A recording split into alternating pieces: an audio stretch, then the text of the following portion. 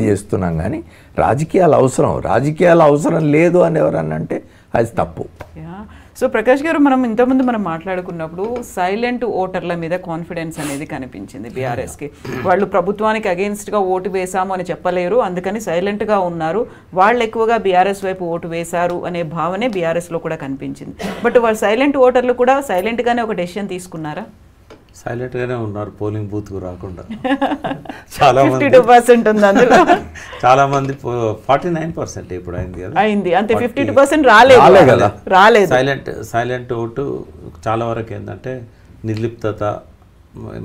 చాలామంది ఇళ్లలో కూర్చున్నారు, ఎంత రిక్వెస్ట్ చేసినా ఇల్లు వదిలిపెట్టి రాలేదు. అంటే పోలేదని కాదు, కార్యకర్తలు పోయారు. అసలు కాంగ్రెస్ వాళ్ళు అయితే మీరు ఓటు అయిపోతే మా డబ్బులు మాకు ఇవ్వాలి అన్నా కూడా సాయంత్రం 6 గంటలకు కూడా వాళ్ళు పోయి రిక్వెస్ట్ చేయడం మనకు అయినా కూడా ఎవరికి కదలలేదు. కొంతమంది ఐటీ ఎంప్లాయీస్ వాళ్ళు వీళ్ళు ఎక్కువ ఉన్నారు ఈ కాన్స్టిట్యున్సీలో. నాకు తెలిసి ఒక 30-40 వేల మంది ఉంటారు. వీళ్ళెవరు కూడా పొద్దున 7 గంటలకు వచ్చి చూశారు, లైన్ బాగుంది, ఆఫీస్కి వెళ్ళిపోయారు కామ్గా. అంటే జూబ్లీస్లో హాలిడే ఇచ్చినా కూడా జూబ్లీస్ బయట కదా, సో వాళ్ళెవరూ పార్టిసిపేట్ చేయలేదు. ఇదంతా కూడా జరిగింది. అయితే ఒకటి ఏంటంటే ఇది మార్గం మంచిదే అనుకుంటున్నాను నేను వ్యక్తిగతంగా. ఎందుకంటే రేపు సాధారణ ఎన్నికలైనా ఒక 7-8 స్థానాలకు డిస్క్వాలిఫికేషన్ స్పీకర్ చేయకపోయినా నాకు తెలిసి హైకోర్టు చేస్తుంది, సుప్రీంకోర్టు అయినా హైకోర్టు అయినా. అప్పటికి ఒక 1 ఇయర్ టైం ఉంటుందేమో. ఈ స్పీకర్ కనుక చేయకపోతే కోర్టు ద్వారా వీళ్ళు డిసిషన్ తీసుకోవడానికి, నిన్న హైకోర్టు ఇచ్చింది కదా, అట్లా డిసిషన్ తీసుకోవడానికి ఇంకా 1-1.5 ఇయర్ టైం కన్జ్యూమ్ అవుతుంది. బట్ ఈ రకంగా ఎక్కడైతే గ్యాప్స్ ఉన్నాయో ఆ గ్యాప్స్ను ఫుల్ఫిల్ చేసుకోవడానికి బీఆర్ఎస్కి ఇది ఒక అవకాశం. మధ్యలో మనం కంటోన్మెంట్ని కూడా మర్చిపోయాం. కంటోన్మెంట్ ఎలక్షన్లో కూడా అది కూడా బీఆర్ఎస్ సిట్టింగ్ స్థానాన్ని కోల్పోయింది, కాంగ్రెస్ పార్టీకే వచ్చింది. అక్కడ ప్రత్యేకమైన కారణం ఏంటంటే సాయన్న సింపతి ఆయన బిడ్డకు వర్కౌట్ అయినా కూడా ఆమె ఈ వాళ్ళ సిస్టర్కి ఇచ్చారు. ఇది కూడా ఒకటి టీఆర్ఎస్ దీన్ని ఒక ట్రెడిషన్గా పెట్టుకోవద్దు, చనిపోయిన వాళ్ళ కుటుంబానికే ఇవ్వాలని. ఎందుకంటే మిక్స్డ్ రిజల్ట్స్ బీఆర్ఎస్ కాదండి, ఏ రాజకీయ పార్టీ కూడా అట్లా పెట్టుకోవద్దు. వాళ్ళకి ఇంకే రకంగానే సాయం చేయాలి. ఎందుకంటే ఇప్పుడు కానీ పొలిటికల్ గానే తీసుకొచ్చి వాళ్ళకి అదే వారసత్వం వాళ్ళకి ఇస్తాం అనేది మాత్రం సరే. ఇంకొకటి ఇప్పుడు నిజంగానే కుటుంబంలో సాయన్న బిడ్డ కొంత సాయన్న చనిపోక ముందు నుంచి కూడా యాక్టివ్గా ఉన్నది, కార్పొరేటర్ కూడా చేసినట్టుంది. అవును, అట్లా ఉంటే అది కొంత యాడెడ్ అడ్వాంటేజ్ అవుతుంది. కానీ సునీత గారు అయితే ఎప్పుడు బయటికి రాలేదు. వాళ్ళ పట్ల, ఆ కుటుంబం పట్ల ఆదుకోవడం కానీ వేరే రకంగా వాళ్ళని అకామిడేట్ చేయడం కానీ చేయొచ్చు. బట్ ఏమాత్రం ప్రజలతో సంబంధం లేని వ్యక్తిని కుటుంబం అనే పేరుతో తెస్తే గెలుస్తుందని చెప్పడానికి రాహుల్ గారెడ్డి వైఫే ఓడిపోయింది కదా.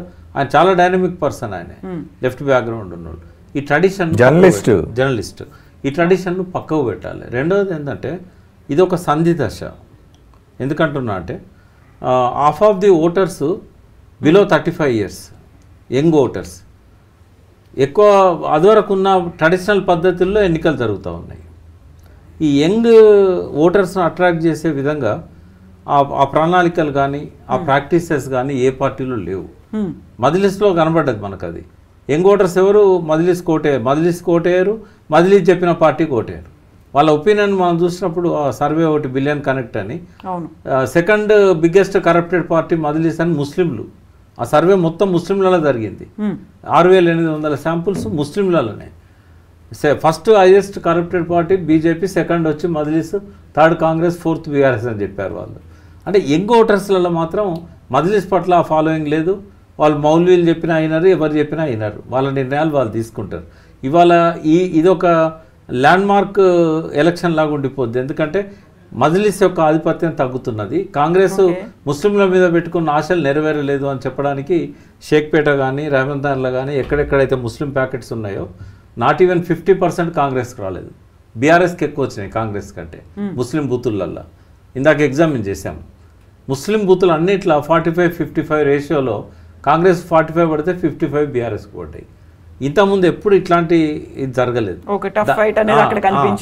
దానికి ఎందుకు కారణం అంటే ముస్లింల పట్ల కేసీఆర్ గారు ఇచ్చిన పథకాలు కావచ్చు, రెసిడెన్షియల్ స్కూళ్ళు ఫస్ట్ బ్యాచ్ బయటకు వచ్చింది, 10th క్లాస్లో మంచి మెరిట్స్ వచ్చినాయి.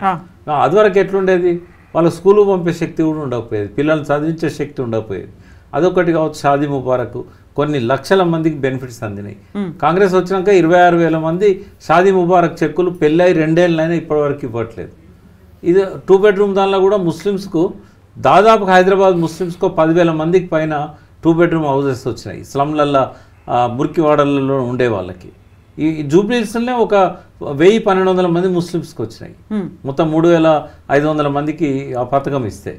ఇట్లాంటివన్నీ కూడా కొంత ముస్లింలలో బీఆర్ఎస్ పట్ల పాజిటివ్ దృక్పథానికి కారణమైంది. మజ్లిస్ ఇన్నేళ్ల నుంచి స్వాతంత్రం వచ్చిన కాడ నుంచి వాళ్ళు ప్రజాప్రతినిధులు ఉంటారు. వీళ్ళ ఫాదర్ కానీ సలావుద్దీన్ ఓవైసీ కానీ వీళ్ళు కానీ.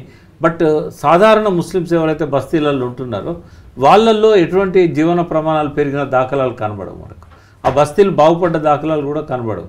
నేను అంటే చెప్పకూడదు కానీ చెప్తున్నాను. నేను కేసీఆర్ గారు ఒకసారి అది నేను అడిగా, ఏంది ఓల్డ్ సిటీని మనం ఫస్ట్ ఎక్స్పెరిమెంట్ చేసి అట్లా కాదు, ఈ 2 బెడ్రూమ్ ఓల్డ్ సిటీలో ఒక్కొక్క ఫేజ్ వైజ్గా ఇప్పుడు మీరు కట్టిన వాటిలలో ఫస్ట్ వాళ్ళని అక్కడ పంపించి దాన్ని డిస్మాంటిల్ చేసి అక్కడ మళ్ళీ కట్టి అట్లా చేసుకుంటూ పోతుంటే వీళ్ళు ఒప్పుకుంటారా దానికి అన్నాడు. అంటే ఎట్లుంటుందంటే మజ్లిస్ డిక్టేట్ చేస్తుంది ఏ పార్టీ అధికారంలో ఉన్నా కూడా. ఎందుకు అంటే రిమైనింగ్ తెలంగాణలో 40 స్థానాలలో వాళ్ళ ఓట్లు అధికార పార్టీకి పడతాయి. అందుకని ఎవరు అధికారంలో ఉన్నా ఆ 40 స్థానాల గెలుపును నిర్ధారించుకోవడానికి వాళ్ళు చెప్పినట్టుగా వినాల్సిన పరిస్థితి వస్తుంది. ఓవైసీ అన్నదానిలో తప్పేం లేదు. ఎవరు అధికార పార్టీ ఉన్నా కూడా వాళ్ళ సపోర్ట్ తీసుకోవాల్సింది. ఆయన మోటుపదం వాడిండు, అది నేను వాడను. కానీ ఖచ్చితంగా వాళ్ళ సపోర్ట్ లేనిది రాజకీయాలన్నీ అవసరాల పునాది మీద ఉంటాయి. మీకు గుర్తుంటే ఒక సందర్భంలో మీకు గుర్తే ఉంటుంది, ఒక సందర్భంలో ఒక రాష్ట్ర మంత్రి ఓల్డ్ సిటీకి పోవడానికి వాళ్ళ పర్మిషన్ కోసం వెయిట్ చేయాల్సి వచ్చింది. అది పరిస్థితి. అయితే ఇది నేను ఇంకా ఈ స్టాటిస్టిక్స్ అవి నేను ఇంకా చూడలేదు. అంటే ఇప్పుడు ఈ జూబ్లీహిల్స్ ఎన్నికల్లో ముస్లిం ఓటింగ్ ఎట్లా పడింది అనే దాని మీద ఇంకా స్టాటిస్టిక్స్ ప్రకాష్ చెప్పిన దాన్ని బట్టే కనుక పోయినట్టయితే మజ్లిస్ హోల్డ్ తగ్గింది అని అనుకోవాలి. మజ్లిస్ హోల్డ్ తగ్గింది అని అనుకోవాలి. ఎందుకంటే మనం ప్రధానంగా చూసినాం కాంగ్రెస్ పార్టీ అజరుద్దీన్ను లాస్ట్ మినిట్లో మంత్రిగా ప్రమాణ స్వీకారం చేయించడం అనేది, ఆ తర్వాత ఇతరత్ర మాట్లాడుతున్న ఈ ప్రచార సమయంలో చేస్తున్నా కూడా ముస్లిం ఓట్ని దాదాపు 1,00,000 పైన ఓట్లు ముస్లింలే ఉన్నాయి.